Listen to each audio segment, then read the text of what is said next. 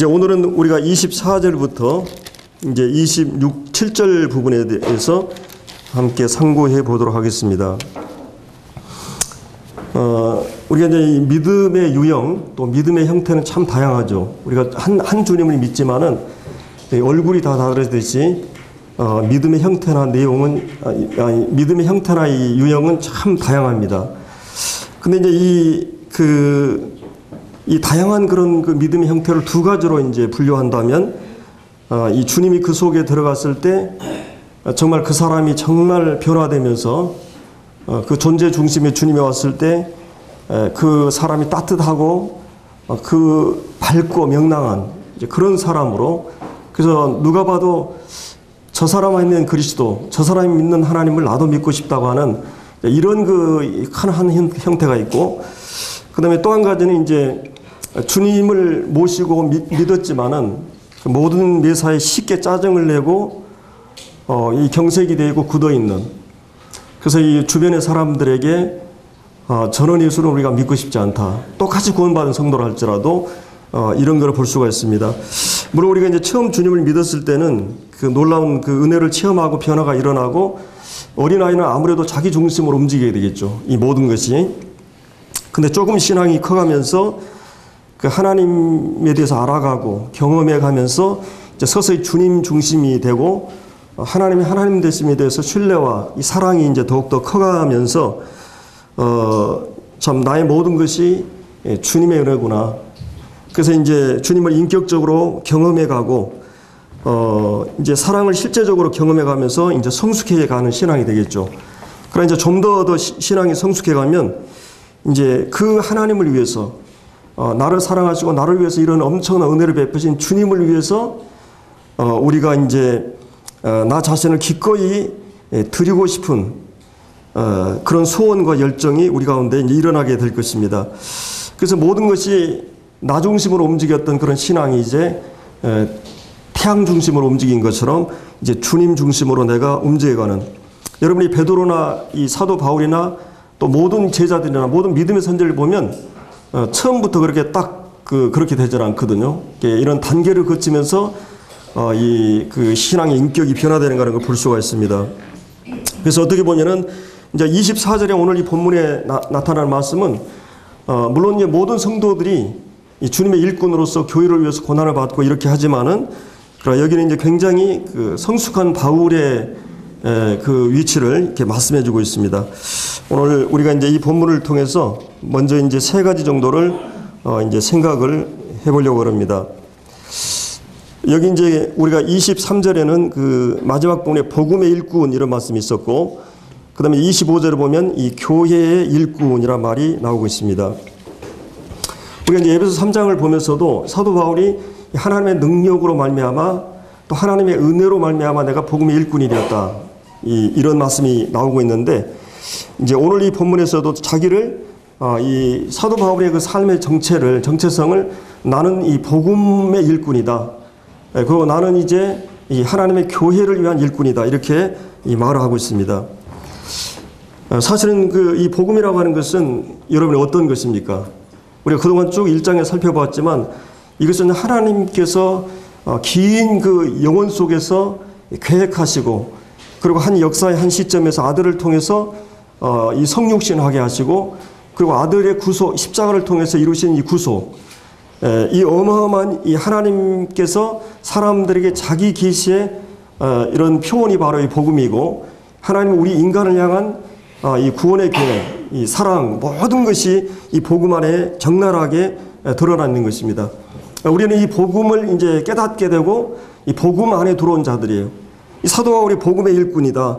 그리고 또 이 복음을 통해서 구원받은 성도들이 이제 영적인 가족을 이루는 것이 이제 이 교회죠. 이 교회, 이게 하나님의 모든 관심이 바로 이 복음과 교회에 있습니다. 그냥 이제 우리가 1장에서도 1장 7절에 이제 사도 바울이 이 골로새 교회의 일꾼이었던 에바브로를 이제 신실한 일꾼이라는 표현하고, 사도 바울도 자신을 이제 일꾼이라고 얘기합니다. 어떻게 보면 이것은 이제 옛날로 얘기하면 좀 머슴이고 이렇게 일하는 사람이 비하된 발언인 것 같은데, 그러나 이것은 그 일꾼이란 말이 무엇에 대한 일꾼인가? 또 누구를 위한 일꾼인가는 전혀 다른 게 된 거죠. 여기 이제 이 복음의 일꾼, 교회 일꾼, 여러분이 예를 들어서 뭐 작은 그런 식당의 요리사를 하는 것하고 청와대 요리사는 좀 다르죠. 또 이제 예를 들어서 뭐 대사도 대사들도 막 미국의 대사하고 아주 방글라데시 같은 작은 도시의 대사는 전혀 다릅니다. 이 사도 바울이 내가 일꾼이라고 했을 때 이 복음의 일꾼이라고 했을 때는 하나님의 복음의 일꾼이에요. 그리고 하나님의 교회의 일꾼입니다. 그래서 우리는 넓은 의미에서 모든 성도들은 이 직분을 가지고 있죠. 하나님 앞에서. 그래서 거기 이제 25절에 그 내게 주신 직분이란 말이 나옵니다. 우리 옛날에 이 성경에는 이 경륜이라는 말을 썼습니다. 경륜. 이 직분이란 말을. 이것은 이 국가적으로 얘기하면 국가 전체의 정책이나 국가의 어떤 그 큰 어떤 프로젝트, 이런 그 계책이나 어떤 전략을 왕이 행정적으로 움직였을 때 그거를 이제 행정한다, 경영한다 했을 때 이게 이제 경륜이라는 말을 씁니다. 근데 이제 이게 작은 집에 집 안에서 집사할 때 이 직분이라는 말을 써요. 그래서 이 작은 집에서는 그 집사로서 가정을 경영하고 꾸리고, 그래서 어떤 이 물품이라든지 이 모든 음식을 분배하는 일을 하는 게 이제 집사입니다. 그리고 이제 이 거대한 그 국가로 얘기하면 큰 그런 그 국가 살림을 운영하고 이제 하는 것을 경륜이라 그러죠. 하나님께서 이 복음을 통해서 이 교회에 대한 경륜을, 그래서 우리가 교회 안에서 내가 직분을 가지고 있다. 이 복음의 일꾼이고 또 교회 일꾼의 직분을 가지고 있으면서 구원받지 않은 사람, 불신자들을 향해서는 이 복음의 일꾼이고, 거듭난 성도들을 섬기는 것은 이제 교회 거듭난 성도들이 주님 안에서 이제 양육하는 이런 것들을 이제 교회의 일꾼이라고 하죠. 그래서 이제 여기 사도 바울이 자기가 이제 이 복음의 일꾼, 교회 일꾼이 그러는데, 이것은 다른 말로 하면 이제 우리가 아기가 태어나는 것은 이 뱃속에 10개월이 있고 또 아기가 태어나는 과정들은 어떻게 보면 이제 가장 가치 있는 생명을 얻는 거지만 그것이 괴로움과 고통과 해산의 고통을 동반하는 것이. 그래서 이제 우리가 복음 전하는 것도 쉬운 일이 아닙니다. 한 영혼이 주님 앞에 결정적으로 이렇게 더해지기까지는 많은 성도들의 기도와 또 수고와 그다음에 이제 주님이 이미 이루신 그런 이 구속을, 그러면 이제 아이가 태어나서 기르는 것도 쉬운 거예요. 예, 양육하고 섬기고 또 그가 어느 정도 세워질 때까지는 다 뒷바라지 해줘야 되고, 그래서 여기서 이제 이 양식을 공급해주고 때를 따라 양식을 나눠주고 집사가 이 가정 안에서 이런 이 교회 일꾼이에요. 일꾼으로서 이 일을 하게 되는 것입니다. 근데 이제 우리가 여기서 놀라운 것은 사도 바울이 24절에 나오는 나는 이제 너희를 위하여 받는 괴로움을 기뻐한다고 말하고 있어요. 이것은 마치 엄마가 아기를 이 해산하는 고통을 통해서 생명을 얻는 것을 이 너무나 가치 있는 것을 얻기 위해서 해산 고통을 기꺼이 감수하는 것처럼, 또 이 아이들을 양육하는 것은 뭐 이 무자식이 상팔자란 말이 있잖아요. 예, 그냥 가지 많은 나무 잠자라라 했다고 이 자식 키우는 게 그게 만만치 않아요. 예, 저도 보니까 이게 2명 키운데도 좋을 때는 한없이 행복하지만 만약에 하나님께서 내게 아이들을 사랑하는 힘이 안 된다면 못 키울 것 같아요. 버려버릴 것 같아요. 너무 힘들어요, 이게. 왜 그러냐면 이게 이 안에 아름다운 것도 있지만은 죄성이 있잖아요. 막 고집이 있고 막 자기 뜻대로 마음대로 하려고 하는 그런 게, 예, 그렇기 때문에 이 자식 키우는 거 쉽지 않은 부분인데, 그러나 하나님께서 우리에게 그 아이에 대한 그 사랑을 주셨잖아요. 우리가 사랑하는 대상이 있다고 하는 게 얼마나 행복하고, 또 우리가 사랑받는 대상이 있다고 하는 게 얼마나 행복해요. 그래서 이런 그 사랑의 힘으로 이제 아이들을 하는데, 그러나 여기서 사도 바울이 이제 어떻게 이 괴로움을, 너희를 위한 이 모든 괴로움을 기뻐한다. 이 두 가지 감정은 서로 배치되잖아요. 이 기쁨이라고 하는 말과 괴로워한다는 말은 서로 다른 역설적인 언어인데, 마치 우리가 어떤 중요한 것을 얻기 위해서 고난받는 것을 감수하잖아요.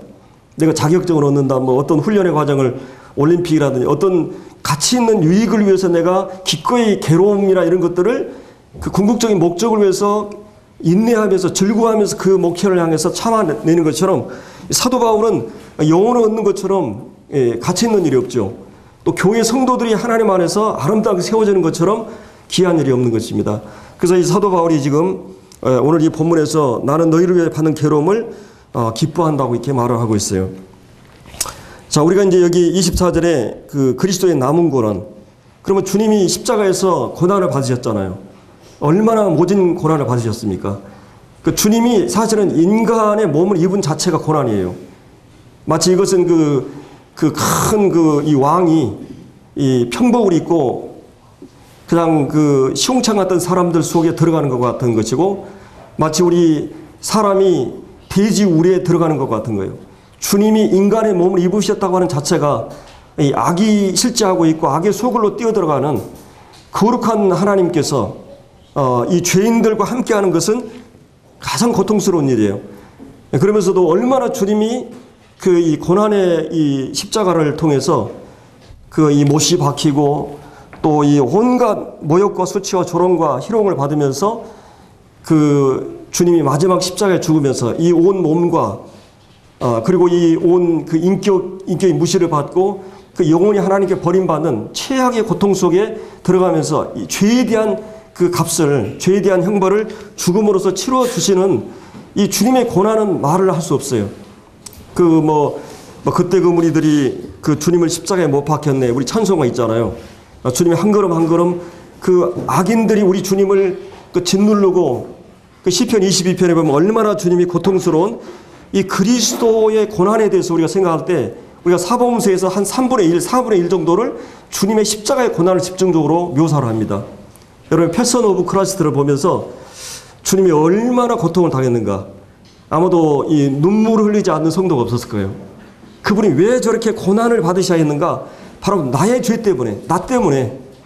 노마 병정이나 뭐 정치적인 어떤 그런 것이 아니고 바로 우리 인류의 죄 때문에, 내 죄 때문에 그 고난을 당했다는 것을 보면서 우리 가슴이 너무나 뭉클하고, 그리고 이 정말 그 패션 오브 크라이스트의 그 고난보다 훨씬 더 그 농도 짙은 고난을 주님이 실제로 받으시면서 우리의 죄에 대한 형벌을 당해 주셨어요.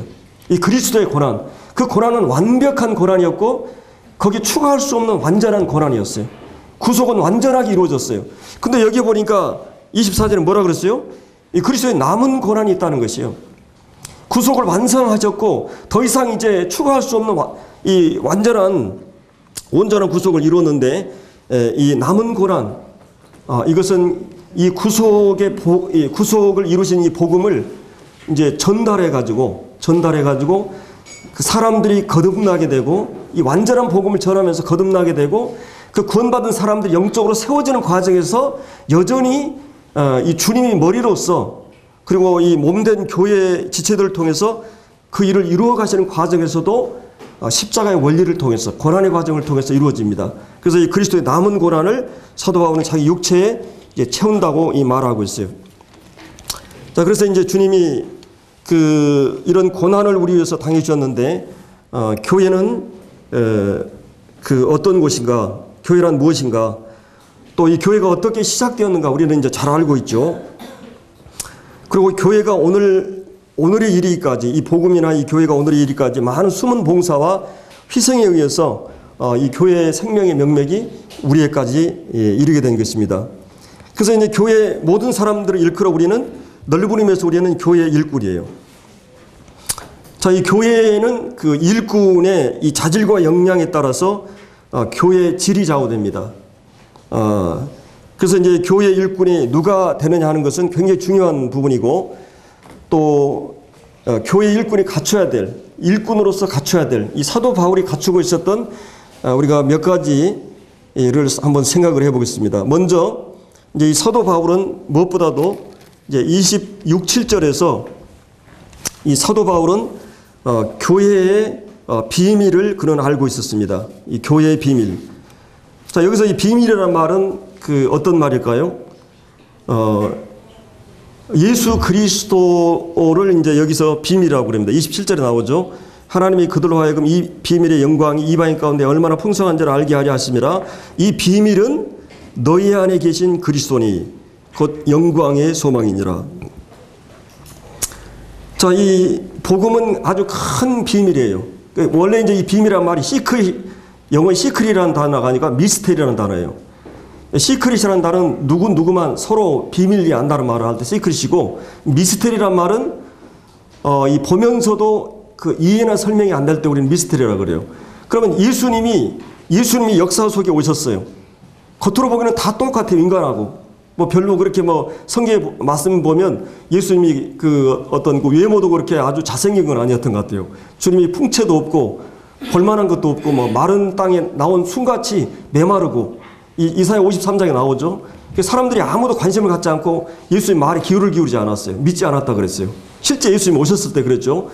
그리고 사도 바울도 처음에는 예수님을 육체로 알았다가 육체적인 그런 그 세상적인 조건에서 메시아를 기다렸다가 이 고린도 후서 5장에 보면 내가 예수님을 육체로 알지 아니하기로 작정했다 그랬어요. 육체로만 평가하고 그들이 기다리는 어떤 메시아, 왕 이런 것이 아니고 바로 이 예수 그리스도가 누구신가를 이제 바울은 실제로 알게 된 거죠. 이 바울이 실제 알았을 때는 그에게 이제 그게 미스터리가 아니에요. 근데 이제 우리 거듭난 성도들에게는 예수 그리스도는 미스터리가 아니에요. 예수님이 이 땅에 오셨을 때 믿지 않은 사람들에게는 이게 미스터리였어요. 그리고 그 예수님이 하신 말씀이나 그분의 어떤 그 지혜나 그분의 능력이나 표적이나 막 죽은 사람을 살리고 병자를 하는 하나님 말에 할 수 있는 그런 능력을 보면서도 두 가지 날카로운 대조적인 반응이 나와요. 이 예수가 하나님이구나. 바로 이 예수가 우리의 메시아구나 하고 거듭난 구원받은 작은 무리들이 있었는가 하면 이 모든 것을 다 보면서도 전혀 예수님 믿지 않고 대적하고 결국 십자가에 죽이는 다수의 그 예수님을 불신하는 사람들이 있어요. 그들에게는 예수님은 미스터리였어요. 그래서 이 마태복음 13장에 보면 예수님이 이 비유를 말씀하시면서 어떤 말씀하냐면 너희에게는 이해하고 믿게 하지만 또 저들에게는 믿지 못하게 이 비유를 말한다고 그래요. 그러니까 예수님이 똑같은 이 겉모습을 가지고 우리 가운데 오셨는데 바로 그분이 하나님이고 그분이 사람이라고 하는 어떻게 보면 이것은 어마어마한 사건이죠. 인류 역사 가운데 이런 이중적인 이 한 인격 안에 두 속성이 공존하고 있는 이거 인간의 어떤 이해나 설명이 불가능한 예수 그리스도 하나님이면서 100% 사람이다. 자, 이 놀라운 그런 신비가 예수 안에 있어요. 근데 우리는 이 예수가 하나님이시고 실제 완전한 사람인 것을 알게 된 자들이죠. 그래서 이 디모데후서 3장에 보면 그 비밀을 가리켜서 경건의 비밀이라고 그랬어요. 경건을 산출하고 경건을 낳는 이 비밀이라고 그랬어요. 그래서 이 비밀이 크도다. 이 비밀의 본질은 바로 이 그리스도입니다. 이 두 본질이 결합되어 있고 이 하나님과 사람이 이런 놀라운 그런 그 신비가 부요가 영광이 우리 주님 안에 있었던 것입니다. 주님이 정말 창조의 하나님이시고 그분이 구속을 이루시기 위해서 오신 전능자고 전지하신 분이에요. 만유보다 크신 그분이 이 악의 모습으로 우리 가운데 오셔가지고 이 성장의 과정을 겪으시고 공적 생애 33년 반 동안에 그분이 하나님 되심을 온 몸과 이 언어와 능력으로 다 드러내셨어요. 그분이 어떤 일을 하셨습니까? 온 우주 만물을 창조한 그분이 바로 십자가에 죽음을 통해 순종하시고 그 고난의 이 번민과 조롱과 저주를 받으시면서 그런 왕으로서 그리고 선지자 사역을 말씀 사역을 제사장 자기 몸을 제물로 드리는 이런 모든 사역을 이루시고 그래서 이 구속을 이루시고 우리에게 형제가 되시고 남편이 되시고 친구가 되어주신 우리의 구속의 대표자 되신 주님, 이런 그 놀라운 그런 그리스도는 우리의 지혜요 우리의 의와 우리의 거룩함과 구속함이 되신 이런 이 완전한 그런 이 그리스도가 이 비밀이었어요. 근데 이 비밀이 어떻게 됐어요? 26절에 만세와 만대. 이 만세라는 말은 시간 개념이고 영원 속에서부터 만대는 이제 시간이 시작할 때부터 이런 말이에요. 영원 세계 속에서 만대로부터 이게 감춰졌던 것이었어요. 그러니까 이 예수 그리스도는 구약 성경에서도 감춰진 하나의 비밀이었어요. 그럼 만대에 감춰진 비밀. 근데 이제 이 성도들에게 거듭난 성도들에게 자기를 계시하셨다는 거예요. 여러분 어느 날 우리가 이제 고린도서 1장 5절에 있는 대로 6절에 있는 대로 이 하나님의 은혜를 어떻게 했어요? 깨달은 날이 있어요. 아, 바로 예수가 하나님이시고 사람이시고 그분이 우리 죄를 위해 십자가에 죽으시고 다시 부활하셨구나. 이 진리를 깨달은 날, 그 비침을 받은 날, 이런 놀라운 확신을 가진 날, 그분이 우리에게 자신을 계시해 준 날. 이건 개인적으로 이루어진 거예요. 중생은. 이것은 정말 놀라운 일이에요. 이 성령께서 감췄던 비밀을 우리 개인 안에 나타내셨다. 이게 나타내셨다 할 때 이게 막을 연극할 때 막을 이게 열릴 때 쓰는 말이에요. 이게 이제 우리가 말이라고 하는 것은 그 마음에 있는 그 어떤 그 것들을 언어를 통해 표현하잖아요. 그때 이제 이게 나타났다고 그래요. 그 정신세계에 있는 언어, 정보나 감정이나 사랑이나 이런 것들이 언어를 통해서 말씀드렸어요. 근데 바로 하나님의 보이지 않는 하나님의 사랑과 마음과 계획과 뜻이 예수 그리스도가 인간의 몸을 입고 오셨을 때 그분이 설명했어요. 삶으로. 말로 설명했어요. 하나님이 어떤 분인가? 하나님은 사랑이 하나님이다. 이런 거를 삶을 통해서 다 드러냈어요. 그래서 예수님 별명이 말씀이에요. 하나님의 모든 것을 우리에게 설명하시고 말씀하신 분이에요. 근데 이 놀라운 이 비밀이 그리스도에 대해서 우리 성도들에게 성령을 통해서 은혜로 주신 것들을 깨닫게 하시고 비춰주셨어요. 그때 이제 우리는 이것은 이성이나 과학적인 실증이나 이성적인 어떤 합리성을 근거로 해서 이해가 되니까 다 믿었다 이게 아니라 어느 날 이 빛이 딱 비춰왔을 때 믿음이 왔어요, 우리에게. 믿음은 논리적인 것도 아니고 어떻게 보면 우리 이성으로 다 소화해서 믿는 것도 아니고 그렇잖아요. 뭐 우리의 확률이나 통계가 아니에요. 내가 뭐 비행기 타니까 안 죽으니까 나도 탄다 이런 차원이 아니고 경험적인 것도 아니고 하나님의 계시예요.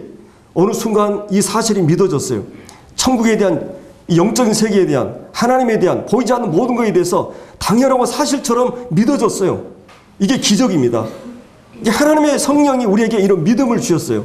그리고 그분에 대한 사랑이 일어나고 그분에 대한 소망이 일어난 것이에요. 이 감췄던 비밀이 우리 개인 안에 믿음으로 역사했다고 하는 것이에요. 그 다음에 이제 또 한 가지는 거기 27절에 뭐라고 그랬어요? 하나님이 그들로 하여금 이 비밀의 영광. 왜 근데 이 영광이라는 말을 바울이 썼을까? 이 사도 바울은 영광이라는 말을 쓰기를 굉장히 비밀의 영광. 그러니까 이제 이거는 이렇게 또 생각할 수 있어요. 이것은 예수 그리스도의 그 어떠하심. 제가 이 하나님의 영광을 이 천지 만물에다가 다 보여주기 위해서 이 꽃을 이렇게 통해서 자기의 영광을 표현하셨는데 한 꽃에서 담을 수 없으니까 이토록 많은 꽃을 만발하게 해가지고 하나님의 영광을 거기다 다 담아놨다 그랬어요. 그럼 예수님의 인격 속에다가 하나님의 영광을 하나님의 사랑과 뭐 거룩하심과 의로우심과 그런 이 은혜와 이런 하나님의 속성의 모든 것들을 이 자연 만물에다 전시해 놓은 것처럼 예수 그리스도 인격 안에다가 하나님이 어떤 분인 것을 다 전시해 놨어요. 그래서 이 비밀의 영광이란 말은 그런 말이에요. 그 비밀의 영광, 예수 그리스도 안에다 하나님 되심의 영광을 다 전시해 놨어요. 그래서 이제 이것이 이방인 가운데 얼마나 풍성한지 우리 A라는 형제, B라는 형제, C라는 형제 꽃밭이 있다면 우리 이어주기의 꽃밭이라고 그러면 이 꽃밭의 꽃들이 다 달라요. 얼굴이 다르듯이 믿음의 형태나 믿음의 그 유형은 다 달라요. 같은 주님을 사랑하는데 표현 방식이 달라요. 얼굴이 다르듯이 개성이 있듯이 이런 그 다양한 풍성함이 우리 가운데 나타나는 거예요. 그래서 우리가 성도들이 교제가 중요해요. 다른 색깔들이 다른 맛들이 우리 같은 주님을 사랑하지만은 나오는 거예요. 예배 때도 같은 주님 사랑합니다 하는 교제인데도 목소리도 다르고 어감도 다르고 톤도 다르고 다 다르잖아요. 예배 때도 우리가 감사하는 거예요. 같이 감사하는 거예요. 이런 그 비밀의 영광이 이방인 가운데 이제 이 유대인뿐만 아니라 이 이방인 가운데서 얼마나 풍성한지를 알게 하라 하십니다. 우리가 이방인이잖아요. 이방인 가운데 얻어진 교회가 이 비밀의 영광이 그리스도 안에 나타난 하나님의 영광스러운 모든 것들이 이제 풍성하게 다양하게 나타나 있는 것을 말하고 있어요. 그래서 이 비밀은 너희 안에 계신 뭐라 그랬어요? 그리스도다. 이 신비한 그 향기라고 그랬어. 그분이 내 존재 중심에 들어온 사건. 이건 제가 다음 주에 더 자세히 하겠지만은 마치 이거는 이 어부가 바닷속에 물고기들이 많잖아요. 그러나 낚시에 가자 보트 속에 있는 물고기는 다르죠. 내 고기예요. 하늘에 계신 하나님도 귀중하지만 우리 마음속에 계신 주님은 더 귀중해요. 그분이 내 안에 주관적으로 내 존재 속에 관계를 형성해 본 이기 때문에, 그래서 이제 이 질그릇 속에 이 보배가, 빵이 귀중하지만 먹지 않으면 죽는 것처럼, 약이 귀중하지만 먹지 않으면 치료되지 않은 것처럼, 그리스도란 그분이, 여기 이제 뭐라 그랬어요? 27절에 너희 안에 계신 그리스도. 그래서 성령이, 예수 그리스도가 우리가 구원받을 때 우리 안에 들어오게 됩니다. 그래서 그분의 내 존재 중심에서 나와 함께 겹쳐서 내 인격 속에 계시면서 그분이 말씀하시는 것을 우리가 들리게 되고, 그리고 그분이 영광이 이제 영적인 영 안에서 보이게 돼요. 주님을 보면 사람 변화돼요. 사도 바울이 왜 이 교회를 위해서, 이 복음 전하는 걸 위해서 기꺼이 괴로움을 기뻐한다고 했을까요? 이 그리스도의 남은 고난을 기꺼이 기뻐한다고 그랬을까요? 그가 이 예수 그리스도가 누구인 걸 알았기 때문에 그래요. 그분이 어떤 분인 거예요. 실제 바울은 만났고 그 존재 속에 돌아가지고 믿음으로 그리스도가 우리 속에 들어오신 거예요. 태양빛이 비쳤을 때 작은 틈바구니를 이 틈바구니로 비추듯이 이 하나님의 영광이 우리 마음에 비추온 것이, 그 그리스도는 소유된 그리스도예요. 그리고 그분이 내 존재 속에 왔을 때 성령이 우리를 중생하게 할 때 영적인 그 진리들이 들리게 되고, 이제 영적인 눈이 뜨면서 보이게 되고, 사실로 믿음으로 믿어지게 되고, 그리고 이제 그분이 경험되기 시작합니다. 경험된 그리스도가 돼요. 그분이 내 삶을 통치하고 인도하는, 내 생각을 사로잡고 내 마음을 부담을 주고 소원을 주고 주님을 향한 열망을 일으키셔요. 이 존재 속에서 그 일을 하셔요. 그래서 그리스도인들이 거듭나게 되면 이제 양심의 변화가 일어나요. 양심에. 그리스도인이 양심을 잃어버리면 그리스도인 위기가 옵니다. 거기서 변절과 타락이 와요. 그래서 이 양심을 지키는 게 얼마나 중요한지 몰라요. 물론 양심이 또 등급이 달라요. 예를 들어서 우리 자매하고 저하고 우리 혜선이가 있다면 이 양심의 그 등급이 좀 달라요. 저는 그냥 신호 딱 입안에도 대충 가는데 우리 자매는 난리가 나고 우리 혜선이는 막 더 난리가 나요. 양심에도 약간 달라요. 그게 보면 그냥 상점에 가서 이렇게 사는데 500원 이렇게 더 들어왔어요. 그냥 어떤 사람은 그냥 그거 쉽게 생각하잖아요. 어떤 사람은 아이고 안 되지 그럼 끝까지 가서 다 이렇게 확인하고, 양심에 있어서도 양심의 등급이 달라요. 이게 영적인 질이 다른 거예요. 양심이 맑을수록 주님과 교제가 더 되고 주의 음성이 더 들리고 말씀이 새롭게 깨달아집니다. 이 그리스도인들은 신앙 양심이에요. 동양의 양심, 서양의 양심이 다르고, 니체에게 배운 사람들, 아리스토텔레스 배운 양심이 다 다르다 그러잖아요. 그 여러분이 구원받고 나서 양심이 명료해집니다. 날카로워져요. 이제 양심이 더 예민해져 가요. 그리고 이제 속이는 것을 못해.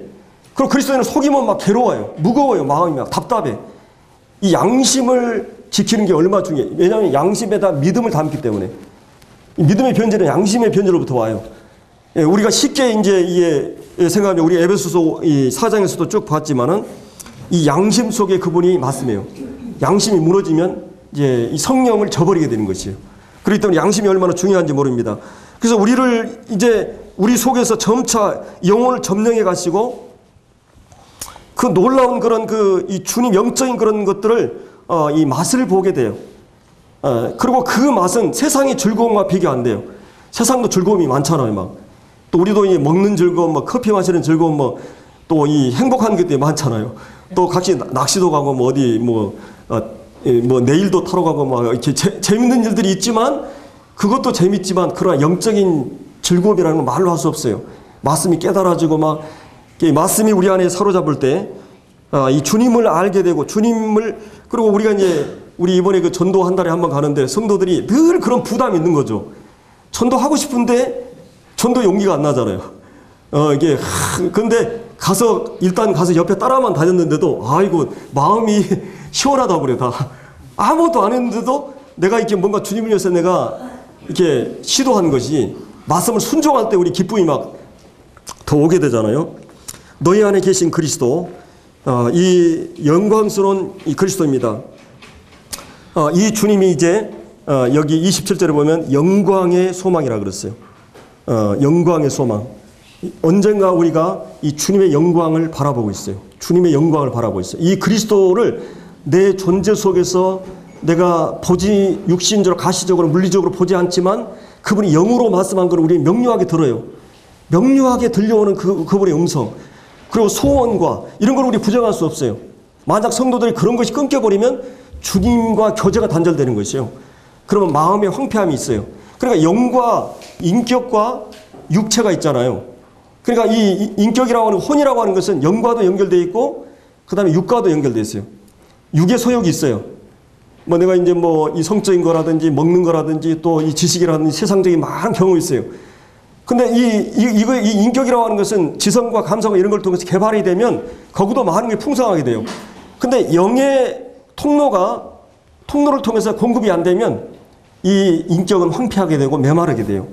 그래서 하나님 말씀, 영적인 것들을 통해서 이 인격이 개발이 돼야 돼요. 이것은, 이 인격이라고 하는 것은 영을, 육적인 것을 받아들이고, 이게 연결하는 이런 부분도 있지만, 이 영적인 것들이 이 인격을 통해서 들어오기도 하고 나가기도 해요. 내가 내 영적인 것들을 사랑을 표현하기도 하고, 그리고 영적인 것이 들어오는데도 이 인격이 필요해요. 그래서 내 자신을 어디다 많이 드리느냐가 영적인 개발을 위해서 중요해요. 내가 이 말씀 보고 기도하고 전도하고 막 이런 일들을 소홀히 하면서 내가 영이 메마르게 될 수밖에 없어요. 그렇게 되면. 그래서 이런 부분에 대해서 우리가 모이기를 힘쓰고 공적인 말씀과 교제와 영적인 성격을 힘써야만이 주로 깨끗한 마음으로 부르는 자들과 함께하고 신령한 자들과 함께하고 이 주님이 공급하신 것들을 서로 나누는, 아까 이제 우리가 이제 1장 25절에서 그 교회 일꾼을 얘기하면서 하나님이 너의 일을 위해 내게 주신 직분을 따라 하나님 말씀을 이룬다. 그러면 이 직분이라고 하는 건 뭐라 그랬어요? 모든 성도들은 일꾼이에요. 직분을 가지고 있어요. 그럼 뭘 하느냐? 말씀을 주님께 받아가지고 분배하는, 이게 이제 이 교제를 통해서 분배하고 예배를 통해서 분배하고 이 공적인 은사를 가진 사람은 공적인 은사를 통해 분배해요. 이 분배나 공급이 통해서야만이 내 영혼이 개발되는 것이에요. 그리고 내 겹겹이 쌓여있는 모든 자아가 이 이중적인 그런 어떻게 보면은 그 옛사람과 새사람 있잖아요. 여러분 옛사람은 개발해가지고 개선해가지고 막 안 돼요. 옛사람은 아무리 애쓰고 해도 안 돼요. 반복해도 계속 넘어져요. 이 옛사람은 죽여야 돼요. 옛사람은 죽이는 것밖에 방법이 없어요. 내가 죽었다고 하는 확인하고 내가 죽어야만이 되는 거예요. 이 옛사람의 그 아성은 이 형성된 이 자아는 온갖 그 치졸하고 옹졸하고 이중적이고 더럽고 막 악하고 막 이런 모든 것이 응집되어 있는 게 내 옛사람의 소욕이에요. 그 옛사람을 개선하려고 하면 안 돼요. 그거를 죽이라 그랬어요. 매장시켜야 돼요. 그리고 이 속사람, 이 새성품, 새사람, 그리스도가 지배하는, 그리스도가 내 삶의 주권을 가지고 있어야만이 영적인 것이 개발이 되는 것입니다.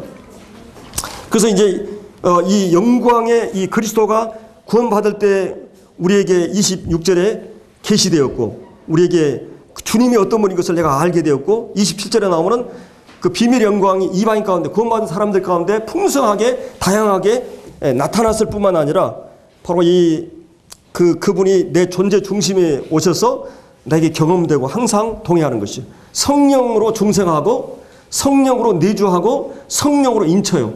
그리고 성령이 여러분들이 확신을 주긴 경우가 있어요. 어떤 깨달음이나 막 말씀을 듣다가 막 그 확신이 올 때가 있어요. 그럼 내 마음에서 우러나는 막 기쁨이 올라오는 것이에요. 그리고 성령의 세례는 이 몸에 연합시키는 거예요. 그래서 이 그리스도가 이제 궁극적으로는 우리가 영광의 소망이에요. 그분은 궁극적으로 이 세상이 전부가 아니에요. 이 경험도 놀라운 경험이지만 궁극적으로 주님의 얼굴을 대면하면서 우리가 주와 같이 될 것을 기다리고 있어요. 주님이 부활해가지고 변형된 몸과 그런 형태로 우리가 그렇게 됩니다. 그 주님의 영광을 바라보고 우리가 그렇게 영원하게 된 그날을 바라보고 있어요. 영광의 소망, 그 영광스러운 이 소망이 우리에게 있는 것입니다.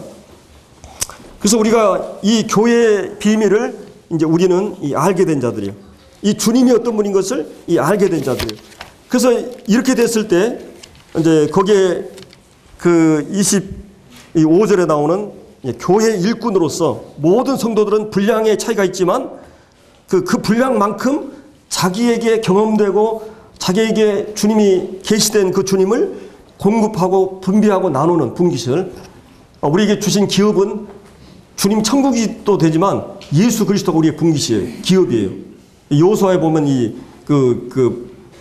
분기시 나오는데 이 유다 이스라엘 12지파의 장자가 두 사람이었죠. 유다도 장자였고 요셉도 장자예요. 요셉도 장자. 그 요셉의 두 아들이 이 에브라임 므낫셋인데 에브라임이 이제 장자죠.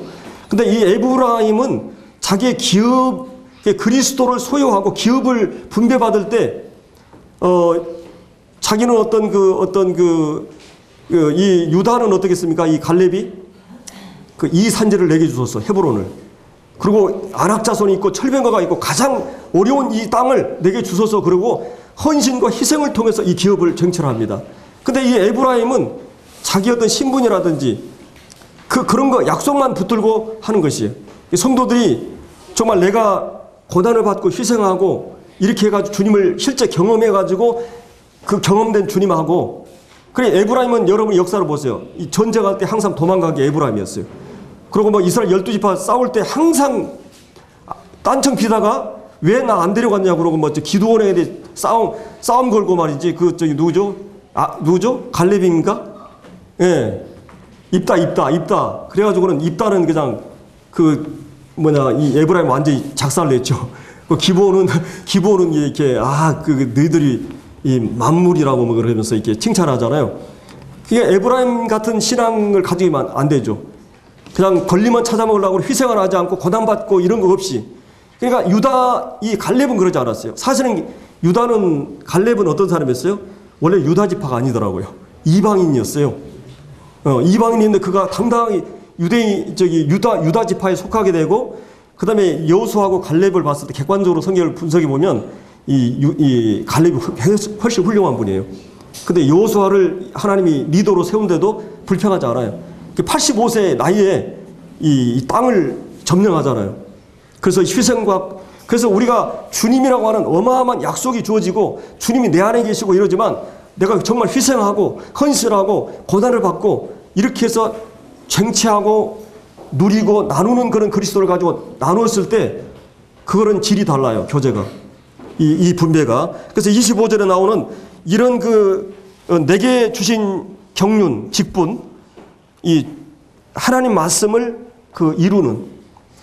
그래서 물론 이 하나님 말씀을 이룬다는 말은 두 가지 의미가 있어요.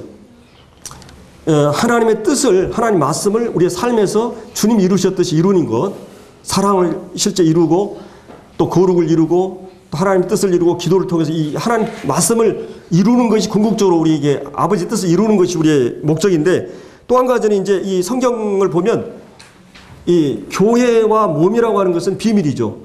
그 비밀이 누구를 통해서 다 완벽하게 계시됐냐면, 물론 주님을 통해서 복음서에서 약간 계시됐지만 이 갈라디아서나 에베소서, 빌립보서, 골로새서 이 바울의 옥중 서신서를 통해서 교회의 비밀이, 교회의 진리가 완전하게 계시됩니다. 그래서 이 몸된 교회가 완성되는 그것이 하나님 말씀을 실제적으로 이루는 것이에요. 그래서 사도 바울은 이 교회가 이루어지고 성취되는 것이 얼마나 중요한가를 말하고 있어요. 그래서 여기 원래 25절에 나오는 이 내게 주신 직분이 청지기 직분이에요. 이 오이코노미아라는 말인데, 에베소서에도 쭉 여러 군데 나오는데, 이 음식을 분배하는 것, 물품을 분배해 주는 것, 청지 직분이. 그래서 이 하나님이 자신을 이 분배하는, 이 그리스도를 경험한 그리스도를 내가 이렇게 분배하는, 이것을 말합니다. 그리고 이 하나님 말씀을 이 온전하게 이루는, 만세 만대부터 이루었던 이 교회의 비밀, 이 교회가 머리와 그리스도로 말미암아 이루는 것이 말씀을 이루는 일이죠.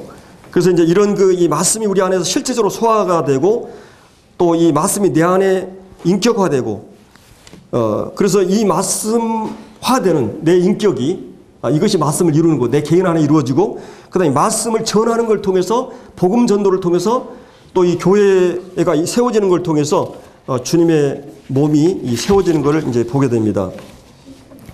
그래서 우리가 이 사도 바울이 이 교회 일꾼의 자질 가운데 그리스도가 누구인가를 깊이 알아가는 이것이 교회의 일꾼으로서 중요한 그런 이 질을 형성하고, 또 한 가지는 주님 아는 이 주님을 25절에 나온 대로 직분을 따라서 말씀을 이루는 이 경륜을 이루어가는 내 개인 안에서 교회 안에서 이 사역을 이루어가는 이게 필요하고, 그다음에 24절에 이제 이 교회 일꾼은 이 그리스도의 남은 고난에 동참하는, 이게 이제 성숙한 성도들의 특징이죠. 그래서 이 주님은 이 고난을 통해서 이 일을 이루셔요. 우리가 에베소서 3장에서도 봤지만은 이 사도 바울이 이제 이 이방인들에게 복음 전하고 예수님이 메시아라고 했을 때 유대인들이 어마어마한 핍박을 받습니다. 그래서 이 서신을 쓰다가 내가 왜 핍박받느냐, 그러면서 이 환난 당하는 때 너희들 낙심하지 말라. 내가 감옥에 들어가고 막 태장으로 맞고 막 그 40에 하나 매를 몇 번 맞고 돌로 맞고 막 이런 이 많은 위험들을 겪으면서 엄청난 고난을 사도 바울이 받습니다. 이 고난을 통해서 구원받는 역사가 일어나고, 그 다음에 이 교회가 세워져 가는. 그리고 빌립보서 1장에서도 사도 바울이 이 고난이 뭐라 그랬어요? 고난을 통해서 복음의 진보를 가져왔다 그랬어요. 이 하나님의 이 전도 방법이라는 것이. 그래서 이 교회가 너무나 편한 걸 추구하고 안전을 추구하고 고난받기를 주저하고 희생을 주저하면 복음의 역사가 중단돼 버려요. 그리고 이 교회가 영성이 떨어지게 되는 것이에요. 그래서 이 사도 바울은 많은 이 복음서에서 이 고난에 대한 부분을 얘기합니다. 이 고난은 얼마나 그리스도인들에게 유효한 것이, 누구나 이 고난을 즐기거나 좋아하는 사람 없어요. 그러니까 사도 바울은 기꺼이 고난에 뛰어들어요. 이 부모가 결혼해가지고 자식을 낳는 것은 누구나 자식 낳고 싶고 막 그 고통이 원치 않잖아요. 그러나 그것을 얻음으로써 오는 그 기쁨이 있기 때문에 기꺼이 그 고난을 감수하듯이, 바로 이 사도 바울은 여기서 24절에 내 육체에 채운다는 것은 이 고난을 선택하는, 의지적으로 선택하는, 수동적으로 오는 고난이 있어요. 여러분 고난이 올 때 여러분들이 고난이 와라 막 그러고 뛰어들지 않잖아요. 근데 여러분들이 막 질병이 온다, 사고가 온다, 이 고난이 수동적이에요. 그런데 하나님께서는 주권적으로 우리에게 그걸 허락하셔요. 왜냐하면 자기를 의뢰하고 이 교만이 나도 모르면서 막 스며들거든요. 이 고린도후서 1장에 보면 그리스도의 고난이 우리에게 넘쳤다 그랬어요. 그리스도가 받은 고난이 우리에게도 넘쳤다. 그래서 그리스도의 위로를 경험하고 그 고난 속에서 받은 위로를 가지고 그 고난 받는 성도들을 위로하기 위해서 주님은 먼저든 성도들의 고난을 허락하신다는 거예요. 내가 고난을 통해서 받은 이 주님 주신 말씀이 있어야만이 그 성도들을, 같은 고난이 있는 성도를 위로할 수 있어요. 이론적이 되어버릴 수 있어요, 위로가. 그래서 주님은 사역의 방식이 그래요. 주님이 직접 그렇게 하는 게 아니라 주님은 고난받는 성도들을 일꾼으로 이렇게 경험하게 해가지고 또 다른 성도들을 위로하게 해요. 그래서 이 교회는 이래서 합력하여서 일을 해야 되는 것입니다. 그래서 이제 이 고난이, 사도 바울은 이제 고린도 후서 1장이나 12장에 보면 이 고난을 주셨고, 또 로마서 5장에 보면 너희가 믿음으로 하나님과 의롭다함을 얻었고 또 하나님과 화평하게 되고 또 이 은혜에 들어감을 얻고 하나님 영광을 바로 즐거워하는데, 환난 중에도 뭐라 그랬어요? 즐거워한다 그랬어요. 이 환난 자체를 즐거워한다는 말이야. 환난 때문에 즐거워한다는 것이. 믿음으로 의롭다함을 받는 우리는 의인이면서도 죄인 같거든요. 그러니까 의인화되는 과정은 많은 환난을 수반해요. 내가 믿음으로 의롭다함을 받는 확실한 증거는 뭐냐? 내가 하나님 자녀라는 증거는 뭐냐? 이 고난이 있느냐? 징계가 있느냐? 하나님 환난이 있느냐? 환난이 아니고는 우리의 인격이 형성되지 않기 때문에. 그래서 이 환난을 즐거워하는데 왜 환난을 즐거워한다 그랬어요? 환난은 인내라고 하는 것은 환난이 시작될 때부터 그분이 응답될 때까지 과정 속에 기다리는 것이요. 폭발하거나 막 주저하거나 타협하는 게 아니라 그게 인내예요. 믿음의 인내예요. 그냥 인내가 아니에요. 구원받지 않은 사람들이 아무런 믿음의 대상도 없고 존재도 없는데 그냥 극기하고 참는, 이런 철학에서 얘기하는 그런 인내가 아니에요. 주님이 살아계시기 때문에 우리는 인내하는 것이에요. 그분이 이 역사를 반드시 그분의 뜻대로 이루실 것에 대한 믿음이 있기 때문에 인내하는 것이에요. 그냥 인내가 아니에요. 그냥 내 의지를 가지고 하는 인내가 아니에요. 그분이 존재가 확실하고 그분이 어떻게 역사를 진행하는 걸 확실한 믿음을 가지고 과정에서 인내하는 거예요. 그러는 과정에서 어떻게 되느냐?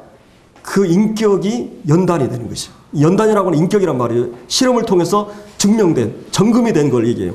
그러니까 그런 환난을 통해서, 인내를 통해서 우리 인격을 만들고 그리고 하나님의 사랑이 우리의 마음에 본받는다 그랬어요. 인격이 다듬어지고 주님의 사랑을 실제적으로 경험하는 것은 환난 가운데 있어요. 그때 주님이 실제적으로 자기를 계시하시고 만나주시는 거예요. 고난의 그 과정을 통해서. 그렇기 때문에 여러분들이 그 고난 속에서 만났던 주님, 고난 속에서 주셨던 말씀들은 우리의 마음에 깊이 심중에 박혀요. 그것은 원고가 필요 없어요. 내가 언제든지 그 경험을 성도에게 나눌 수가 있어요. 그렇기 때문에 이 고난을 얘기해요. 그리고 로마서 8장에서도 현재 고난은 장차 나타나는 영광과 좋게 비교할 수 없다 그랬어요. 우리가 이 짧은 생애 동안에 이 점의 삶이에요. 이 삶은. 근데 앞으로 우리가 영원의 삶은 선의 삶이에요. 선. 근데 이 점의 삶은 잠깐이에요.